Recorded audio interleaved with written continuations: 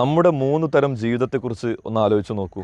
ഒന്ന് public life, മറ്റൊന്ന് private life, മറ്റൊന്ന് സീക്രട്ട് ലൈഫ്. പബ്ലിക് ലൈഫ് എന്ന് പറയുന്നത് നമ്മൾ പൊതുജനങ്ങൾക്കിടയിലൂടെ ജീവിക്കുന്ന ഒരു സമയം. ആ സമയത്ത് നമുക്കൊരു മുഖമായിരിക്കും, ഒരു പ്രത്യേക സ്വഭാവമായിരിക്കും, ഒരു മാന്യനൊക്കെ ആയിരിക്കും നമ്മൾ. ജനങ്ങൾക്കിടയിൽ, രാഷ്ട്രീയത്തിൽ, അതുപോലെ സംഘടനാ തലങ്ങളിൽ നമ്മൾ ജീവിക്കുന്നത്, നമ്മുടെ ക്ലാസ്മേറ്റ്സിൻ്റെ ഇടയിൽ നമ്മൾ ജീവിക്കുന്നത്, നമ്മുടെ കൂട്ടുകാർക്കിടയിൽ നമ്മൾ ജീവിക്കുന്നതൊക്കെ പബ്ലിക് ലൈഫായിട്ട് നമ്മൾ കൂട്ടണം. അതിൽ നമ്മുടെ സ്വഭാവവും രീതിയൊക്കെ ഒരു രീതിയിലായിരിക്കും. രണ്ടാമത് വരുന്നത് പ്രൈവറ്റ് ലൈഫ്, നമ്മുടെ സ്വന്തം വീട്ടിലെ നമ്മുടെ ജീവിതം, നമ്മുടെ ഉപ്പാക്കും ഉമ്മാക്കും ഇടയിൽ നമ്മുടെ ജീവിതം, നമ്മുടെ മക്കൾക്കിടയിൽ നമ്മുടെ ജീവിതം, നമ്മുടെ സഹോദര സഹോദരിമാർക്കിടയിലുള്ള നമ്മുടെ ജീവിതം. ഇവിടെ നമ്മുടെ സ്വഭാവത്തിന് ചെറിയ വ്യത്യാസമുണ്ടാകും. യഥാർത്ഥത്തിൽ നമ്മുടെ സ്വഭാവം പ്രകടമാക്കുന്നത് വീട്ടിൽ വെച്ചായിരിക്കും. മൂന്നാമതൊരു രംഗമുണ്ട്, സീക്രട്ട് ലൈഫ്.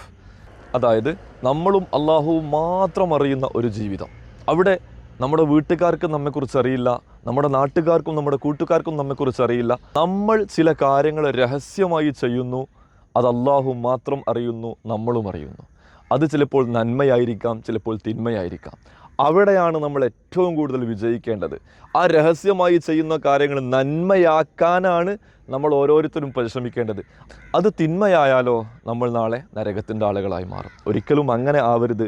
നമ്മുടെ രഹസ്യ ജീവിതം നന്നാക്കുക.